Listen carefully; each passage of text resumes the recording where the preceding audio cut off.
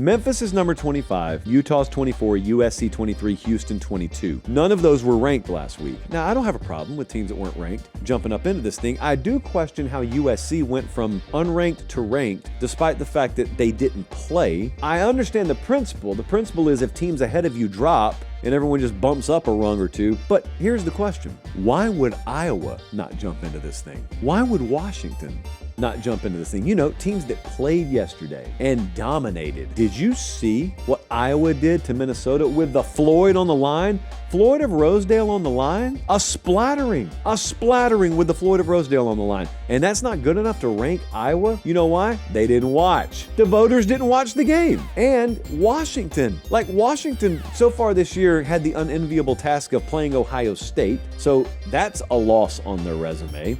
And then they've played Michigan, and that's a loss on their resume. I see both of those teams firmly entrenched here in the rankings. They really handled Illinois yesterday. They're not ranked either. I would pay a lot of money to know how many Washington games outside the Ohio State game or Iowa games, period, that the AP voters have watched, because they have no business being unranked.